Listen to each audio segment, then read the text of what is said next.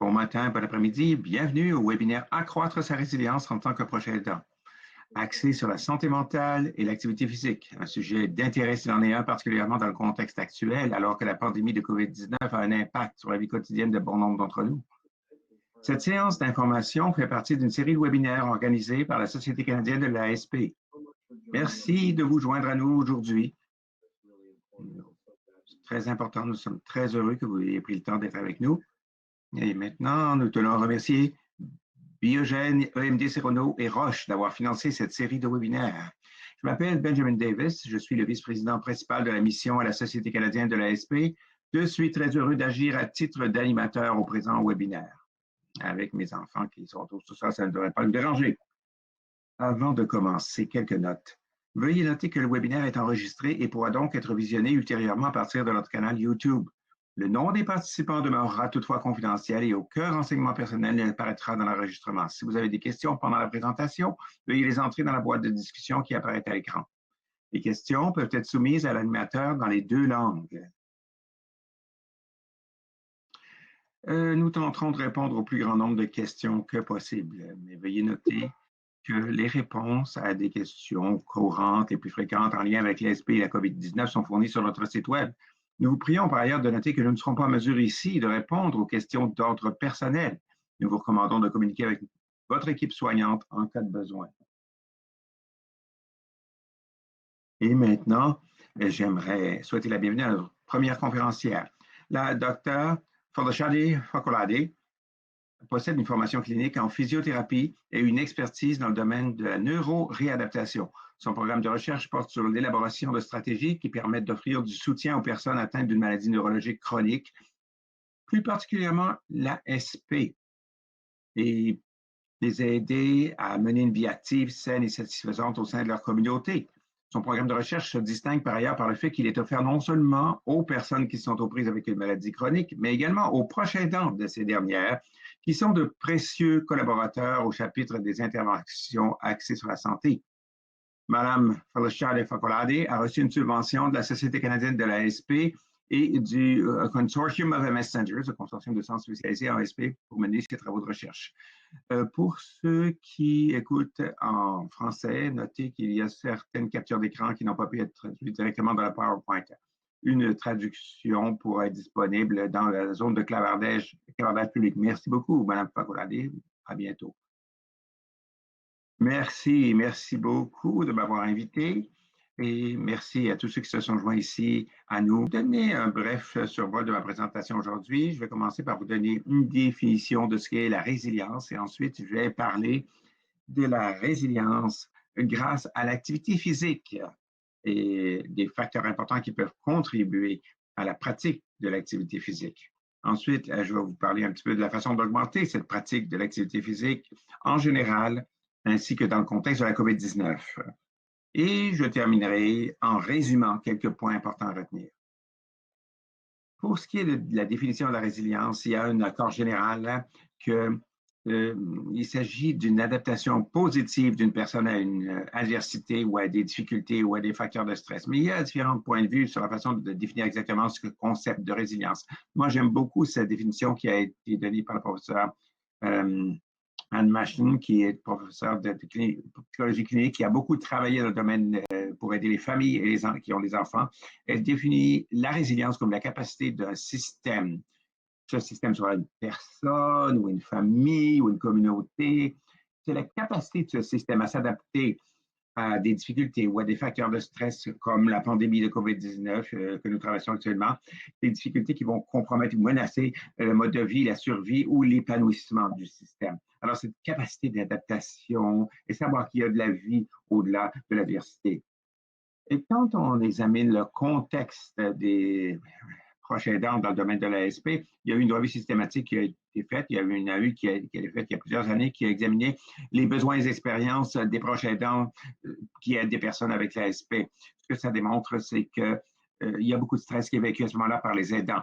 Et ce stress vécu par les aidants peut se traduire de différentes façons. Par exemple, en santé mentale, l'augmentation de l'anxiété, de la dépression, ou du point de vue physique, la fatigue, des troubles du sommeil, et des résultats sociaux comme l'isolement social et une piètre qualité de vie. Alors, la résilience auprès des proches aidants, dans ce contexte, ce serait des gens, des proches aidants qui peuvent s'adapter à ce stress constant d'une façon qui leur permet de continuer à acquitter leurs responsabilités avec moins de risques pour leur santé. Donc, ce que je vais faire au cours de quelques prochaines diapos, c'est de vous parler de l'activité physique et comment ça peut accroître la résilience.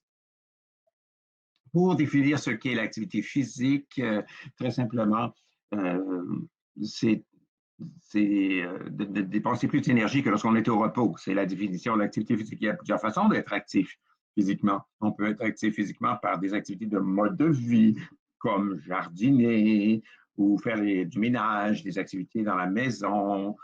Ça, c'est le côté mode de vie. On peut aussi être actif par des activités de loisirs. C'est là où on a les activités physiques traditionnelles, comme les activités aérobiques ou le renforcement musculaire. C'est ce qu'on peut catégoriser comme des activités de loisirs. Alors, quelles sont les questions courantes qu'on se pose quand on parle d'activité physique? Une question fréquente, c'est combien ça prend d'activité physique chez un adulte? Les directives canadiennes en matière d'activité physique suggèrent ou recommandent que les adultes entre l'âge de 18 à 64 ans devraient accumuler au moins 150 minutes d'activité physique aérobique d'intensité modérée par semaine ou même d'intensité élevée. Quand on examine les adultes plus âgés, plus que 65 ans, des aînés, on trouve un message assez constant. C'est le même message, en gros, au nombre de minutes d'activité physique. La seule différence, c'est que on encourage les personnes plus âgées à avoir des activités qui bâtissent la force et qui préviennent les chutes. Je voudrais dire à ce moment-ci qu'il est important de souligner que lorsque ces directives ont été publiées, il y a environ 10 ans, ça a été publié avec les meilleurs éléments probants à l'époque. Maintenant, à partir d'autres recherches plus récentes, que même les activités légères sont bénéfiques. Ils ont des impacts et des bienfaits. Alors, le message ici, c'est que tout mouvement est bon et toute activité physique est meilleure que pas d'activité physique. Une autre chose que j'aimerais souligner, c'est que maintenant, on sait également que en plus des activités physiques, en plus d'être actif physiquement, il faut aussi être conscient de nos comportements sédentaires. Et ça, c'est très important dans le contexte où on est actuellement. Il y a beaucoup de personnes qui sont un peu plus à la maison, passent plus de temps sur les écrans qu'auparavant, pour le travail ou pour leurs activités de loisirs. Alors, être capable de moduler le temps qu'on passe devant les écrans, le temps de sédentarité et prendre des moments pour faire les activités physiques. Le message constant pour ce qui est des directives d'activité physique, c'est que toute activité est bonne. Il faut en faire de plus en plus. Même les activités légères ont des bienfaits, des impacts très bienfaisants. Quand on regarde les bienfaits de l'activité physique dans le contexte des proches aidants, est-ce qu'il y a un bienfait pour les proches aidants? Il n'y a pas beaucoup d'éléments probants, il n'y a pas beaucoup de recherches qui ont été faites dans ce domaine pour les proches aidants, mais il y a deux revues systématiques qui ont été publiées au cours des dernières années. Ils ont examiné les effets psychologiques de faire de l'activité physique chez les proches aidants en général, et aussi les effets de l'activité physique sur la santé mentale et la santé physique des personnes qui ont des maladies chroniques. Et ce que ces revues systématiques ont démontré, c'est qu'il y a des avantages à l'activité physique pour une bonne forme physique, comme la force, l'endurance, des bons niveaux d'énergie. Il y a aussi des bienfaits pour la santé mentale des proches aidants. Les proches aidants disent qu'ils vont mieux pour ce qui est de la dépression, moins d'anxiété, moins de sautes d'humeur et une meilleure qualité du sommeil. On a constaté aussi que l'impact de l'activité physique peut moduler certains risques de maladies chroniques. Alors, bien gérer la pression artérielle, par exemple, aider à garder un poids santé.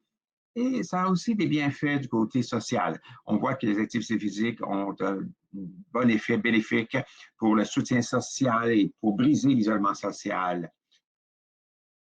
Alors, j'aimerais souligner ici que ces mêmes variables qui sont associées au stress des proches aidants dont on a parlé plus tôt peuvent être réduites par l'activité physique. Ça peut aider beaucoup à gérer le stress des proches aidants.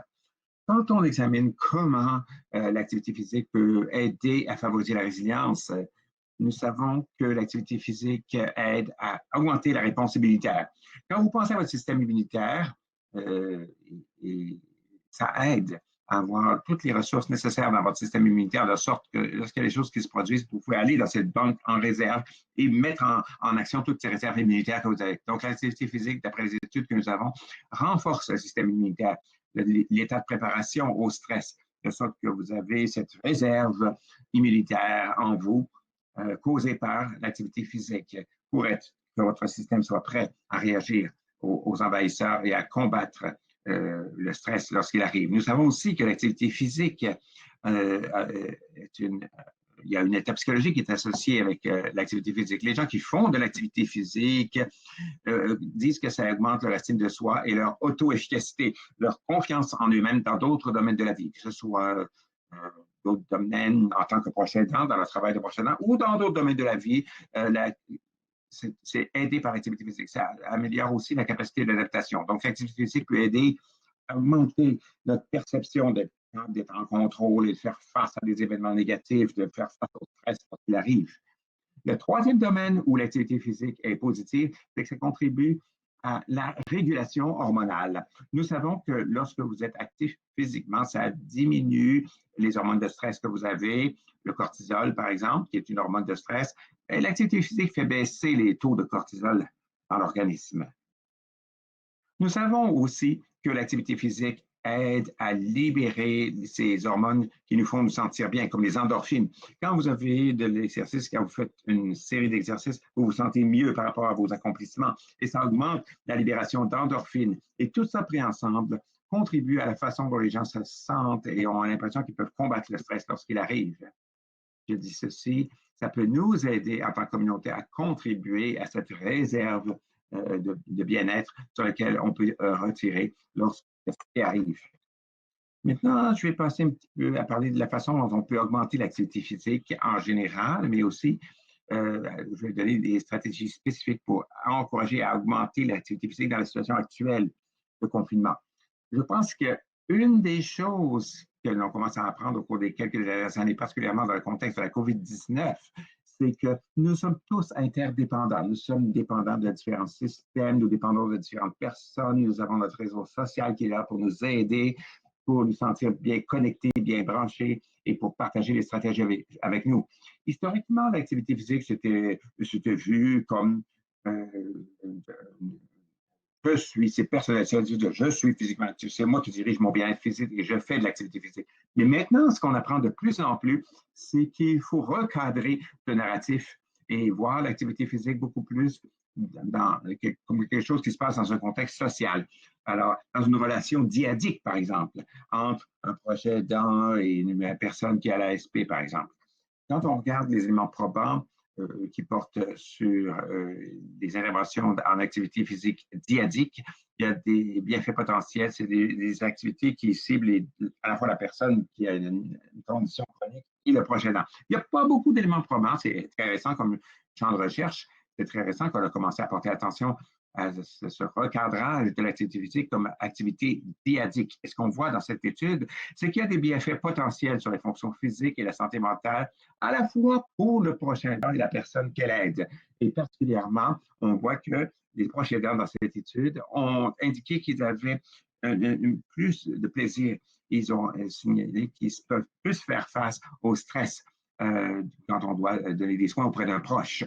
On a vu aussi qu'il y a une augmentation du plaisir et de l'intérêt dans la vie et de l'intérêt envers l'activité physique. Ça, c'est important parce que c'est une chose de participer à une étude et de participer à un programme d'activité physique, mais c'est autre chose que de le continuer à long terme pour que ça devienne un mode de vie.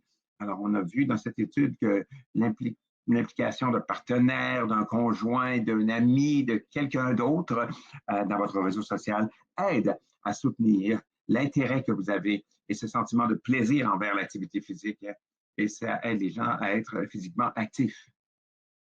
Comment miser sur ces relations dyadiques pour promouvoir la pratique de l'activité physique? Quelle est la recette pour s'engager et exploiter ces contextes dyadiques en activité physique? On a fait une revue systématique l'an passé pour examiner certaines techniques qui sont utilisées dans les interventions de santé en général, y compris l'activité physique. et qui peuvent être appliquées à des personnes qui ont des conditions neurologiques chroniques et leurs proches aidants en même temps. Et la technique la plus courante, c'est l'établissement d'objectifs et la planification d'actions. Je vais vous montrer les façons maintenant dont on peut exploiter cela dans le contexte de la COVID-19. Pour ce qui est de l'établissement d'objectifs, on peut établir des objectifs pour que le comportement soit adopté. On peut établir des objectifs d'activité physique en tant que comportement, ou on peut établir des objectifs quant aux effets positifs du comportement ciblé. Par exemple, disons que vous voulez devenir plus actif, vous voulez perdre du poids pour vous sentir que vous avez plus d'énergie. Ça, ce sont des résultats, des effets positifs que l'on veut atteindre. J'ai un exemple ici. Je veux augmenter de 20 à 45 minutes le temps que je passe à marcher chaque jour sur une période de 12 semaines parce que je vais avoir plus d'énergie. Et ça, c'est un but que moi-même, j'ai écrit au début du confinement. C'était un objectif très clair. C'est une image à gauche ici, qui est Michael sur mon frigidaire. Alors, j'ai mis ça dans la maison pour me rappeler que j'ai ce but et pour m'aider à rester bien concentré sur cet objectif. Alors, marcher, c'est quelque chose que vous pouvez faire avec votre partenaire, avec votre conjoint, avec la personne que vous aidez. On vous encourage à être à l'extérieur. Ça n'a pas besoin de modalités précises. Il s'agit simplement de marcher. Et pour les personnes qui ont plus d'incapacité et qui ne peuvent pas marcher, toute l'idée, c'est qu'on pense à quelque chose que vous aimez faire, quelque chose que qui vous apporterait des bienfaits, et puis vous établissez l'objectif d'encourager ce comportement positif. Pour ce qui est des études qui ont examiné l'impact de l'établissement d'objectifs, il y a une revue systématique qui a été publiée il y a 2-3 ans.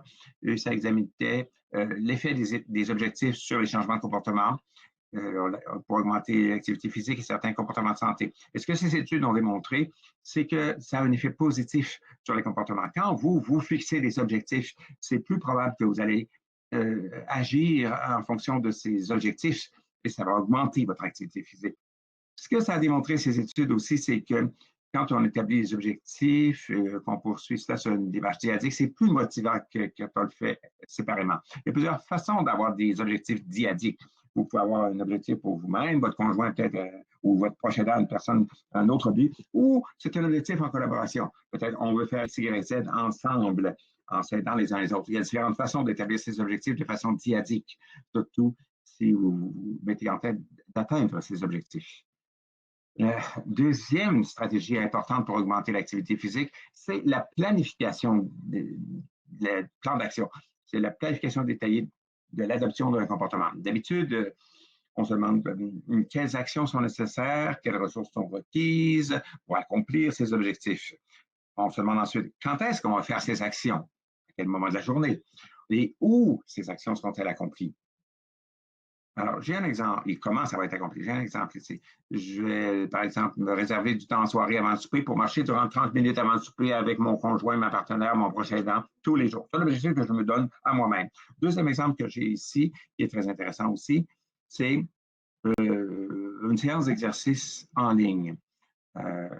Comment entrer dans cette ère où tout le monde est à la maison. Il faut faire des choses avec des écrans. Tout le monde est entre 4 murs. Hein, et on peut atteindre un programme d'exercice en ligne. C'est un plan d'action que mon mari et moi, que mon mari exécute avec ses collègues de travail. Ils se réunissent chaque matin pendant 20 minutes pour faire un programme d'activité.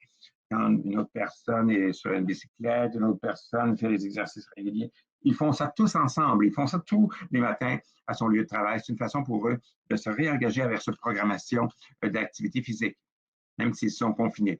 J'aimerais souligner qu'il y a des programmes en ligne qui sont disponibles. Il y a des ressources, des applications mobiles aussi sur téléphone qui peuvent vous aider si vous entreprenez ce genre d'activité dans votre plan d'action.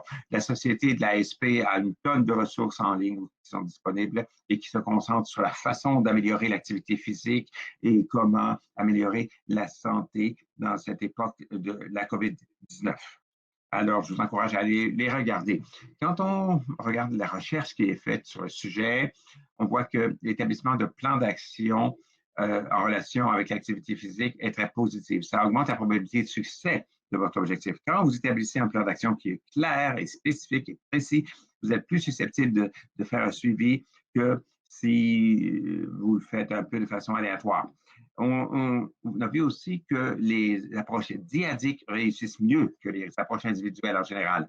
Des plans dyadiques, c'est lorsque vous avez un partenaire dans votre planification qui vous planifiez ensemble votre activité physique, vous vous engagez ensemble dans les activités physiques. On a vu des gens où on a eu plus de succès, un plus grand taux de succès dans l'activité physique lorsque c'est fait de façon dyadique.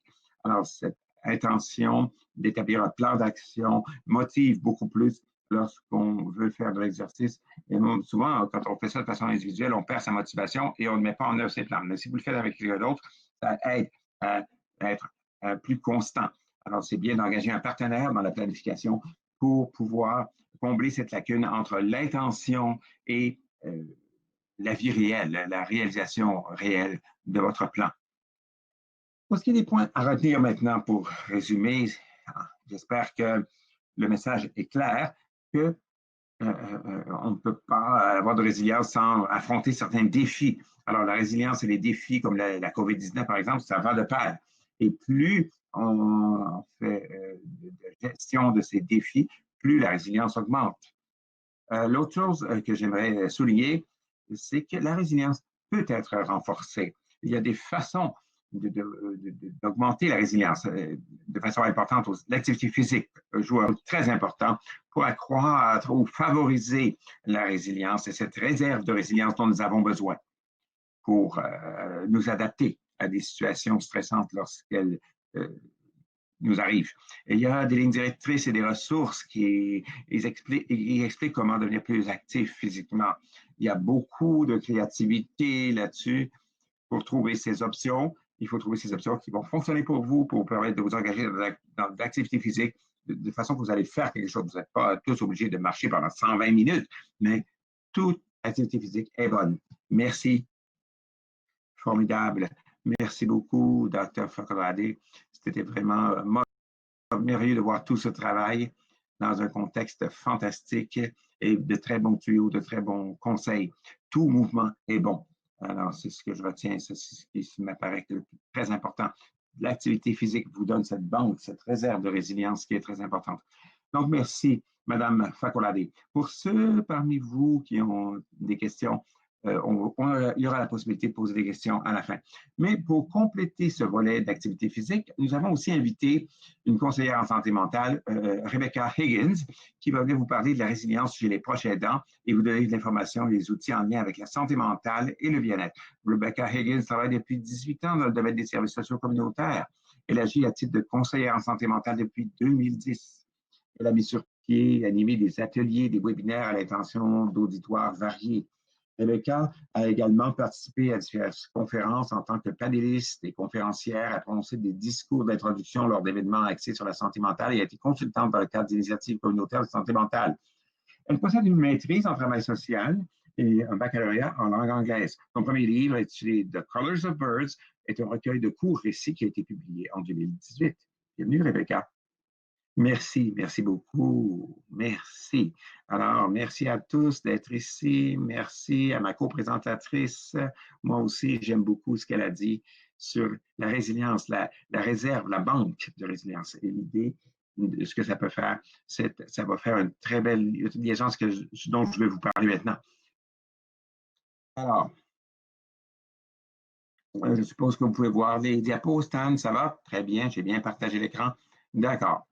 Alors, mon premier conseil, c'est d'être flexible et souple quant à vos attentes. Je pense que ça s'applique à n'importe quand pour les proches aidants, mais pour tous ceux qui ont des difficultés, particulièrement en ces moments de pandémie, on s'aperçoit que ce qu'on est capable de faire d'habitude, la façon dont on faisait les choses, on ne peut tout simplement pas faire les choses de la même façon maintenant. J'ai parlé aux gens, j'ai fait des webinaires, j'aperçois que très souvent, il y a une déconnexion entre ce qu'on s'attend de nous-mêmes, les attentes qu'on a envers nous-mêmes et envers les autres, et ce qui est réaliste et possible avec les contraintes que nous avons. Alors, vous n'allez pas être parfait. Vous n'avez juste à terminer votre journée. Il faut traverser la journée. C'est correct. Si vous n'êtes pas capable de faire des soins, créer, étudier, offrir des soins au même niveau que vous faites d'habitude. Quelque chose, c'est mieux que rien. Faire son possible, c'est ce qui est important. On ne travaille pas à notre pleine capacité actuellement. On ne peut pas faire beaucoup de choses difficiles à pleine capacité actuellement. On le sait et ça va. Soyez indulgents. Donnez-vous du crédit pour ce que vous êtes capable de faire actuellement et reconnaissez que faire votre possible, ça peut suffire. Mon prochain point, c'est de reconnaître que ce que vous contrôlez, ce dont vous êtes maître et ce qui est à l'extérieur de votre contrôle. Je sais que le SP, c'est une maladie imprévisible de toute façon. Alors, on doit s'attendre à ça. Alors, pour vous, en tant que prochain aidant, ou si vous êtes une personne avec SP, si vous vous occupez d'une autre personne dans votre cercle, vous êtes habitué à faire face à de l'imprévisibilité et un manque de contrôle sur ce qui se passe. Vous êtes habitué à ça si vous avez l'ASP ou si vous êtes un aidant. Alors, quand on pense aux défis, ça nous donne des pratiques de résilience. Je pense vraiment que c'est très, très vrai dans ce cas-ci de la COVID-19. Il y a beaucoup de personnes qui ont différentes choses qui leur arrivent dans leur vie, y compris des stresseurs avant la pandémie. Et ça rend les choses plus difficiles. Mais aussi, à de nombreux égards, beaucoup de gens ont déjà des façons de penser sur les choses. Par exemple, quelqu'un qui fait de l'anxiété déjà, euh, à mon avis, n'a pas nécessairement vu que leur anxiété s'est empirée dans le contexte de la pandémie. Pas tout le temps. Quelquefois, oui. Mais quelquefois, les gens ont déjà beaucoup de stratégies en face pour faire face à leur anxiété. Ils ont déjà les outils, ils ont déjà de la pratique, ils ont déjà une certaine emprise là-dessus. Alors, pour reconnaître ce qui est des choses dont que vous maîtrisez ou non, c'est des choses que vous avez déjà apprises de l'imprévisibilité de votre maladie à cause des différents problèmes sociaux qui arrivent pour les prochains temps. Alors, une des choses que je suggère, par vous-même ou avec d'autres, c'est de comprendre avec votre conjoint, avec vos parents, avec vos amis, ça peut être avec les personnes que vous aidez, ou ça peut être une réflexion, un exercice de réflexion à faire en vous-même. Pensez à ça, écrivez ce que vous contrôlez, ce que vous ne contrôlez pas, et voir ce qui fonctionne pour vous. Alors, d'abord, regardons ce que vous ne pouvez pas contrôler, ce que vous ne maîtrisez pas du tout. Une des choses, des fois, que je constate, c'est la difficulté qu'on peut avoir lorsque d'autres personnes ne respectent pas les mesures d'éloignement social. Ça peut être très stressant. Et la réalité, c'est qu'on n'a pas de contrôle, on n'a pas de maîtrise sur ce que font les autres. Mais ce qu'on peut faire, par contre, c'est de définir comment on va faire notre distanciation sociale et regarder ce qui est possible, ce qui est gérable et ce qu'on peut faire. Un autre exemple de choses qu'on ne peut pas contrôler, c'est le temps que va durer la pandémie. Hein? Ou ce qui est ouvert et fermé. On n'a pas de contrôle là-dessus, ce qui va nous arriver à venir avec la pandémie. Surtout si on est un proche aidant pour une personne qui a la SP, ils ont peut-être des inquiétudes sur ce que ça va vouloir dire pour vous, pour eux, pour leur accès aux soins à long terme et leur rendez-vous en personne ou d'autres choses avec lesquelles ils ont de la difficulté actuellement. Ils sont obligés de faire les choses plus en ligne qu'en personne. Ça, ce sont des choses sur lesquelles ces gens, on n'a pas d'emprise actuellement. Ensuite, pensez aux choses sur lesquelles vous avez de l'emprise. Par exemple, la façon dont on se traite les uns les autres, quels médias on examine, quels sites de nouvelles, les précautions que nous prenons, les masques, les gants, etc., à quel moment nous allons sortir de la maison, où nous allons aller, de quelle façon nous allons y aller. Alors, il s'agit de se concentrer sur les choses sur lesquelles on a plus d'emprise. Vous allez voir plus sur quoi vous avez du contrôle ou pas. Alors, je crois véritablement que ça joue sur la plupart des gens ont des mécanismes de stress qui les aident à s'adapter dans des temps difficiles qui peuvent des fois se bloquer selon certains moments. Moi, je suis une personne très organisée et très contrôlante. Alors, pour moi, à ce moment-ci, quelquefois, ça peut me mettre à l'aise d'organiser les choses. J'aime ça, organiser les choses. C'est des choses sur lesquelles j'ai de l'emprise, tout en connaissant qu'il y a quand même beaucoup d'éléments sur lesquels je n'ai aucun contrôle. Ça, c'est toujours le cas, mais je trouve que c'est encore plus marqué pendant ce moment de pandémie, plus que ce qu'on a connu pas à ce même niveau, en tout cas auparavant. Une autre de mes recommandations, c'est d'établir une structure, une routine, chaque fois que c'est possible. Alors, je suis sûr que vous avez déjà entendu parler de l'importance d'une routine stable. Je pense véritablement qu'une routine, ça peut aider. Mais je crois aussi qu'il ne faut pas que ce soit trop rigide. Non, ces routines, ça ne marche pas pour vous. Pour moi, il faut que ce soit souple. Quelque chose que je fais, j'écris le matin. Ça a bien marché pendant un certain temps, mais maintenant, il y a de la construction dans la rue, il y a une vague de chaleur, euh, je deviens irritable. Tout ça, ça veut dire que ce système-là ne marche plus pour moi. Je ne peux plus écrire bien le matin. Alors, j'ai dû changer ma routine. J'ai trouvé quelque chose qui me convenait mieux. Alors, reconnaître que ce que vous faites peut changer parce que vos besoins peuvent changer ou selon la situation et les besoins de la personne que vous aidez peuvent changer aussi. Mais j'essaie de créer quelque chose de souple autant que possible comme routine. J'aime quand même toujours avoir une routine. Il faut avoir une structure. Et si vous avez des enfants à la maison, je suis sûr que vous avez découvert que c'est important de les garder avec un horaire. Ça peut aider. Je ne suis pas un parent, mais je sais que tous les parents que je vois me le disent. C'est difficile actuellement avec les enfants, mais de l'autre côté, si vous avez des structures, des choses, un horaire précis, voici ce qu'on fait, voici les moments de jeu, les moments d'études, ça peut donner un peu de soulagement. Et ça, les enfants, ça leur permet de savoir qu'est-ce qui s'en vient. Ça donne l'impression qu'on ne sait pas de quoi l'été va avoir, mais on peut savoir ce qu'on va faire cet après-midi au moins. Une autre chose, une autre idée pour la structure et la routine, c'est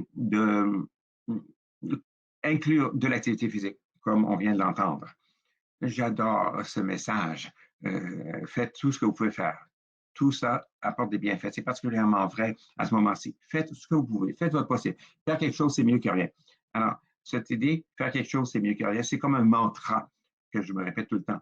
Par exemple, quand j'ai commencé à faire des webinaires, j'ai faisais des ateliers en personne depuis longtemps. Je n'avais pas fait de webinaire. J'étais plus à l'aise à faire des ateliers en personne. Mais quand j'ai commencé à faire des webinaires, je me suis dit, bon, c'est mieux que rien. Bon, je me connecte aux gens quand même, je travaille quand même, ce n'est pas la même chose, mais c'est mieux que rien.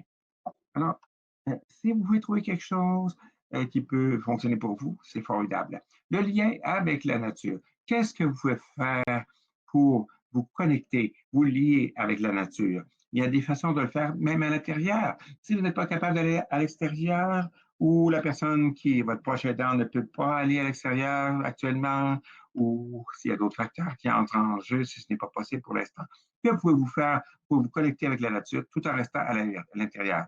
Avez-vous des plans? Pouvez-vous être assis à la fenêtre pour écouter le vent? Ce sont des façons de se connecter avec la nature, écouter le chant des oiseaux. Et être aussi contemplatif que possible, c'est une façon d'augmenter votre résilience au stress. Il s'agit de penser, c'est quoi le but de ma marche? Si vous marchez pour prendre de l'exercice, vous pouvez marcher plus rapidement, de façon plus énergique, peut-être. Mais si vous êtes si vous marchez simplement pour vous connecter avec la nature, vous allez peut-être marcher plus lentement. Ça dépend aussi avec qui vous marchez. Une autre opportunité maintenant de structure, ce sont les repas. Hein. Vous savez à quel moment vous allez manger ensemble avec le prochain aidant. Moi, j'essaie de fixer des moments clés, des choses qu'on peut voir, qu'on peut prévoir tout au long de la semaine.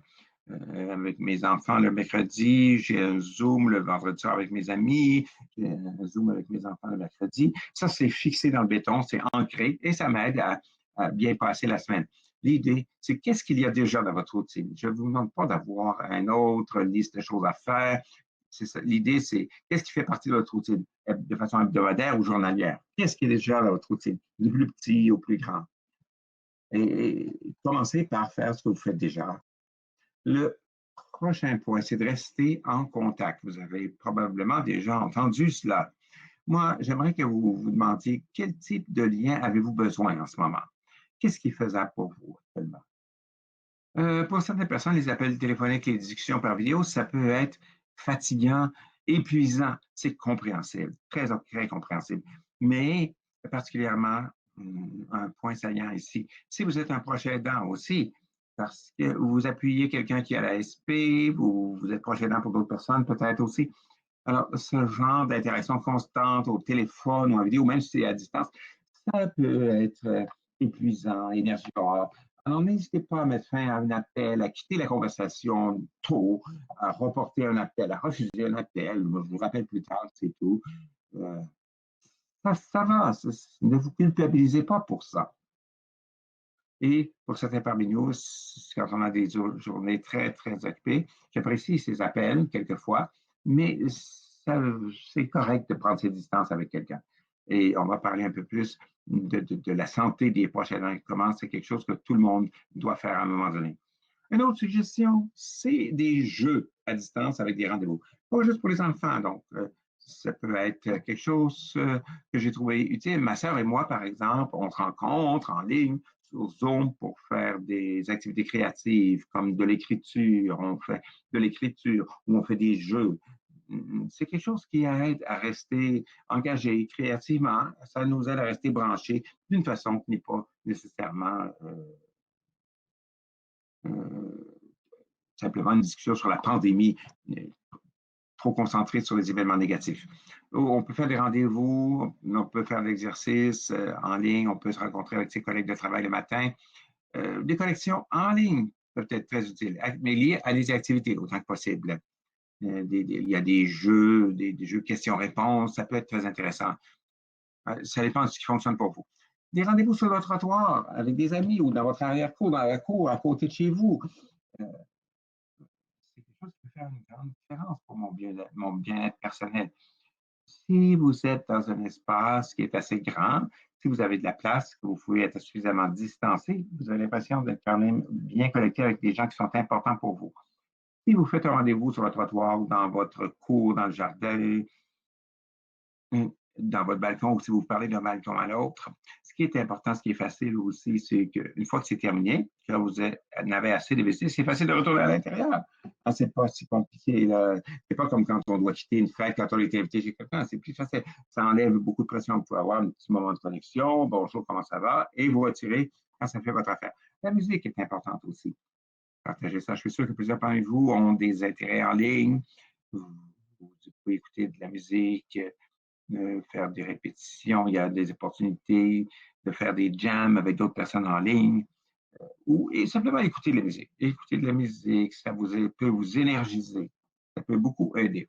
Et des lettres ou des cartes, c'est une autre option pour rester branché. Écrire des lettres, envoyer des cartes. Je reconnais que c'est un peu plus long quelquefois, ça dépend hein, euh, d'où vous êtes. Juste envoyer des petites notes, des petites cartes aux gens, c'est une bonne façon de rester connecté dans une situation qui ne créera pas trop de pression. Mon autre conseil, c'est préparer un plan de secours, un plan B, qui fait partie de votre bateau de sauvetage, un plan B. Alors, des fois, si je suis un proche aidant pour quelqu'un, je suis un proche aidant pour quelqu'un qui a la MS, qui a la SP. Bon, je ne peux pas nécessairement faire tout ça tout seul, hein, peu importe quel genre d'aide vous apportez. C'est difficile de le faire tout seul. Euh, c'est difficile. C'est beaucoup de travail. Et ça va mieux quand on est à plusieurs. Alors, qui d'autre pourrait rentrer dans votre bateau de sauvetage? Et s'il n'y a personne dans votre bateau de sauvetage à part vous, qu'est-ce que vous pouvez faire pour entretenir votre bateau de sauvetage? Voici quelques suggestions pour préparer un plan d'urgence, un plan B au cas où vous tomberiez malade quand vous aidez quelqu'un qui a la SP. Élaborez un plan au cas où vous devenez malade ou vous auriez à vous placer en isolement. Élargissez votre réseau de soutien et vérifiez auprès des membres de votre famille, de vos amis ou des amis des personnes que vous aidez, quelle personne serait prête à prendre le relais en cas de besoin.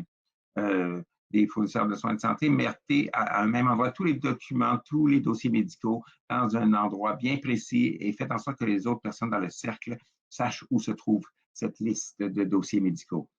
Mon conseil, c'est de redéfinir ce que c'est que de prendre soin de soi. Quelquefois, les proches aidants ont une liste infinie de choses à faire. Quelquefois, ça prend beaucoup de temps.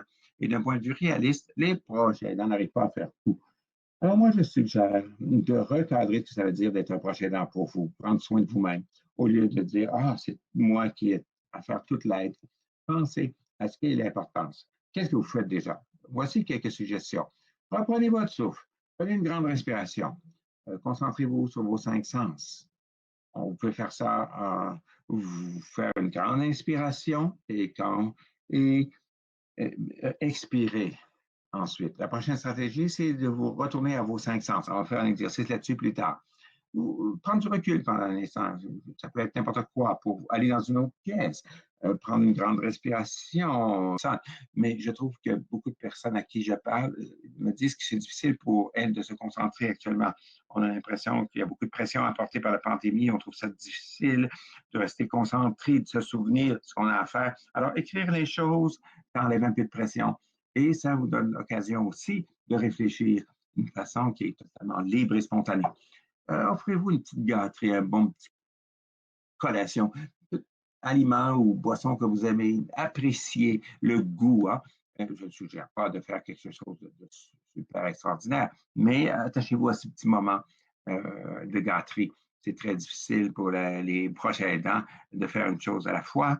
Et on se fait dire tout le temps, faisant plus, faisant plus, faisant plus, avec moins de ressources, mais il faut prendre le temps de se donner ces petites gâteries. Alors, de cette façon, faites une chose à la fois, appréciez les petits plaisirs de la vie quotidienne. Je pense que quand vous pouvez vous donner un petit moment de tranquillité, quand vous avez le temps, ça peut être aussi simple que de s'asseoir à 2 moments.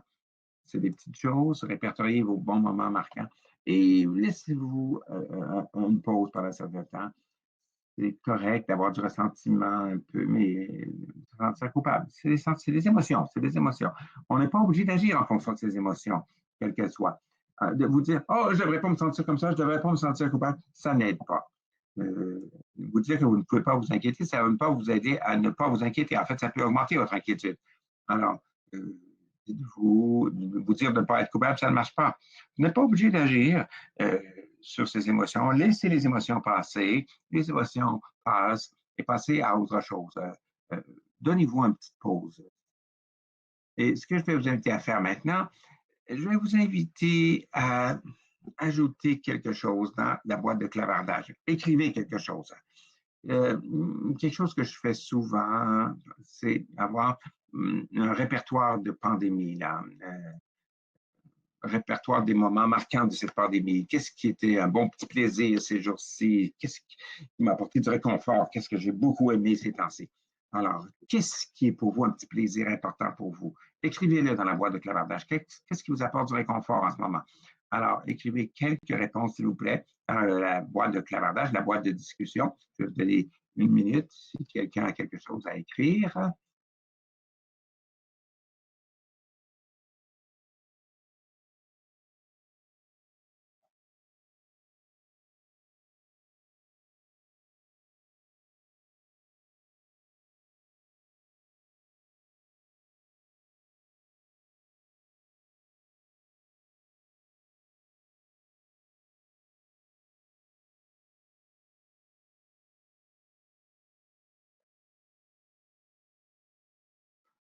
Ah, faire du cerceau avec mes enfants. D'accord.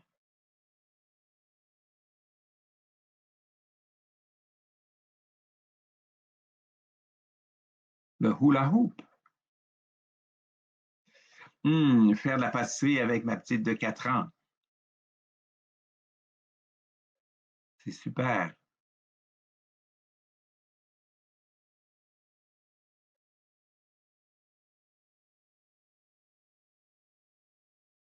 Ça- ah, sortir dehors pour prendre de l'air, prendre des aliments qu'on aime.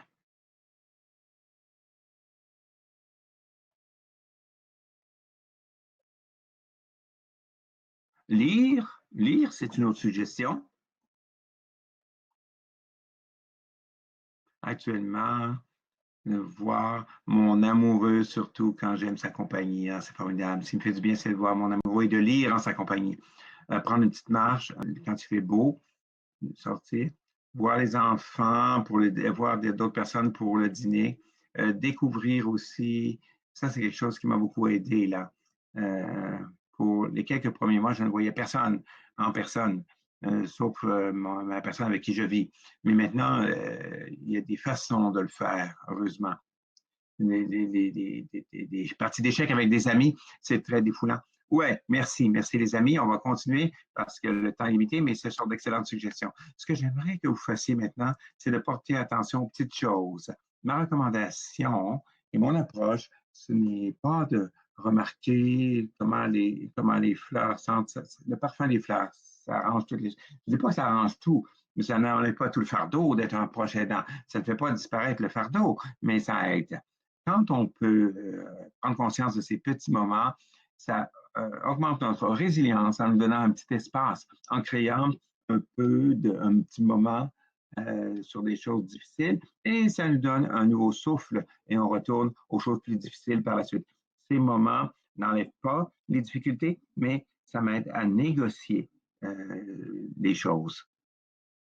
Alors, on va faire un petit exercice de conscience de l'ici maintenant. On va le faire ça rapidement parce qu'il y a un petit problème de temps. Est-ce que ça va? Est-ce qu'on a le temps? Oui.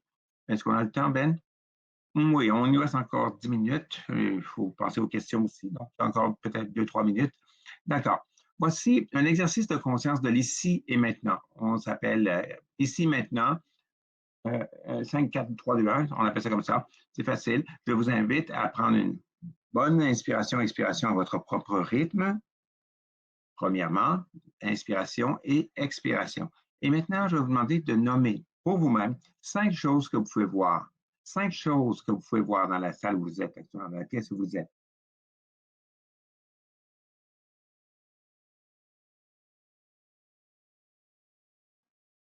Et prenez une autre grande respiration à votre propre rythme. Ensuite, je vais vous inviter à nommer 4 choses que vous pouvez sentir actuellement. Des choses, ça peut être la sensation des vêtements, des choses que vous touchez, la texture, ça peut être vos pieds sur le plancher. 4 choses que vous ressentez avec votre sens du toucher actuellement, physiquement. Ensuite, je vais vous inviter à nommer 3 choses que vous pouvez entendre. 3 choses que vous pouvez entendre. Et inspirez, expirez à nouveau à votre propre rythme. Ensuite, 2 choses que vous pouvez sentir. Ça, c'est un petit peu plus difficile maintenant. Essayez de nommer 2 choses que vous pouvez sentir en ce moment même. Et une autre inspiration, expiration. Et on inspire, on expire. Et finalement, une chose de savoureuse que vous pouvez goûter. Une chose que vous goûtez actuellement. Voilà. Inspiration, expiration. Il y a aussi une façon de faire cet exercice de ici et maintenant en chemin, en route. C'est presque comme augmenter votre boîte à outils de bien-être d'une façon qui est très concrète et simple. Alors, je vous invite à un moment donné à faire une petite liste de choses qui vous intéressent pour chacun de vos 5 sens. Quelque chose que vous regardez, quelque chose que vous touchez, que vous aimez le toucher, un son que vous trouvez apaisant, une odeur que vous aimez, quelque chose de savoureux que vous avez mangé cette semaine. Ça nous force à utiliser nos sens et voir ce qui se passe dans un moment d'ici et maintenant. Alors, je pense que nous allons maintenant combiner des questions, si c'est possible. Merci beaucoup à tous. Merci à vous. C'était formidable. Merci. J'ai porté attention aux odeurs. J'ai mis de l'écran solaire sur mes enfants. Alors, je sens l'écran solaire sur mes doigts encore. Donc, j'ai pu très bien faire cet exercice. Et en plus, j'ai réfléchi à ce que c'est, ce qu'on contrôle, ce qu'on ne contrôle pas, sur quoi on a de l'emprise ou pas. J'ai bien aimé vos moments hebdomadaires. Il y a des moments qu'on planifie, d'autres qu'on n'a pas prévus. Merci. Et l'importance du plan B, de faire des plans d'urgence. J'apprécie nos 2 présentatrices d'aujourd'hui, nos conférencières qui sont venues à ce webinaire avec de l'information fantastique. Alors, merci beaucoup. Nous avons maintenant un peu de temps pour des questions et je vais m'assurer que je vais aller à la boîte de clavardage pour regarder les questions qui sont posées. Il y en a quelques-unes.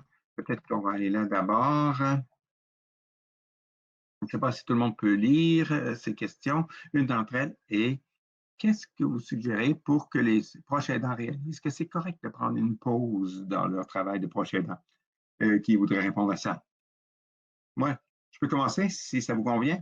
Alors, je pense qu'une bonne idée, c'est pratiquer et commencer par des petits moments. C'est correct de prendre 1 minute. Prenons, je voulais l'inclure dans la présentation, c'est correct de vous sentir coupable. Quelquefois, on pense que la culpabilité, ça veut dire qu'il faut agir là-dessus. Oui, dans certains cas, si on est coupable, il faut penser à une façon de corriger la chose. Mais quelquefois, la culpabilité des prochains ans, ça fait tellement partie de l'expérience de prochain an. Ça vient, ça dépend de la personnalité. Il y en a qui culpabilisent plus que d'autres, mais c'est correct. d'être coupable. Ça ne veut pas dire que vous avez fait quelque chose de mal. Et prendre une pause peut vous faire vous sentir coupable, puis c'est correct, vous vous sentez coupable. Prenez-le. Merci. Ou d'autres choses à ajouter, docteur Facolade? J'aimerais ajouter que je pense que trouver quelque chose que vous aimez faire, c'est très important et de plus en plus, quand on est bloqué à la maison, il n'y a pas grand-chose à faire pour sortir et s'engager avec des amis, faire des activités. Il s'agit de trouver ces petites choses qu'on peut faire pas loin de la maison. Pour moi, j'encourage mes petites filles, mes petits à faire la cuisine. C'est pas facile. C'est pas une activité très active. On est debout, on fait des recettes, on se déplace. C'est quelque chose qu'on aime faire ensemble. Alors, ces petites choses, soyez créatifs par rapport à ces petites choses que vous pouvez faire et qui sont sous votre contrôle. C'est une bonne façon de dire, ah oui, je vais aider, c'est faire quelque chose d'autre. Merci. Il y avait une autre personne qui a posé une question. Le sentiment d'impuissance par rapport à la douleur et à la perte d'un conjoint. Sentir coupable de vivre normalement alors que mon conjoint ne peut pas. C'est ce sentiment normal de solitude. Oui, c'est un sentiment normal. D'abord, le sentir coupable, c'est très normal et compréhensible. Et je pense que chaque prochain aidant a déjà connu ça à un moment ou à un autre. Et je pense que ça fait partie de l'expérience d'être un proche aidant. Et il y a des choses, si vous êtes un conjoint, un partenaire, et si votre conjoint a une perte de mobilité, par exemple, il y a une déconnexion par rapport à la personne avec qui vous étiez plus tôt dans votre vie. C'est plus la même chose. Quelquefois, on a des moments et on a de la nostalgie pour ce qu'il y avait auparavant. C'est correct, ça fait partie du processus. Et c'est compréhensible. La solitude aussi est normale. Parce qu'être proche aidant, ça peut être une expérience très solitaire où on se sent seul. C'est quelque chose que je remarque beaucoup, peu importe quel genre d'aide vous apportez, c'est que vous vous dites, j'ai pas le droit de ressentir ça. Ma personne que j'aide est en douleur et la personne que j'aide a de la difficulté. Ça peut être relié à la SP ou relié à une séparation ou quoi que ce soit. Là, eux ont de la difficulté. Moi, je n'ai pas le droit de me sentir bien. Et dans mon expérience, se dire qu'on n'a pas le droit d'être fâché, ça fait grandir ce sentiment. Ça n'aide pas. Ça ne fait pas disparaître ce sentiment. Et vous avez le droit à vos émotions, à vos sentiments. Je pense que chaque sentiment est valide. Et la solitude, c'est un sentiment très compréhensible. Quand on est proche aidant, on a l'impression qu'il faut être là pour tout. Et vers qui pouvez-vous vous tourner pour en parler? Ou quels sont les autres outils? Si ce n'est pas de parler, tout mon travail, c'est de parler d'émotions, de sentiments, mais ce n'est pas tout le monde qui a un genre d'emploi comme ça. La collectivité, c'est une façon d'atténuer certains moments de solitude. Alors, c'est totalement normal de se sentir seul. Merci, merci. Dr. Pacolade, avez-vous quelque chose à ajouter là-dessus? Je pense qu'elle a très bien résumé le tout. La seule chose que je veux souligner, c'est d'être connecté à d'autres, comme vous l'avez dit.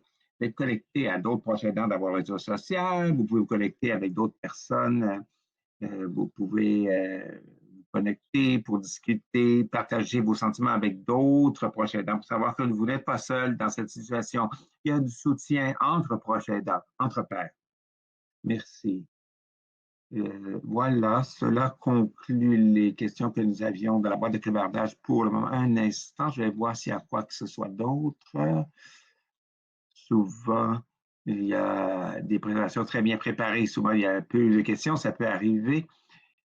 Merci de vos excellentes présentations. Encore une fois, je n'en vois pas et je suis conscient que le temps presse. Et je vais devoir maintenant terminer.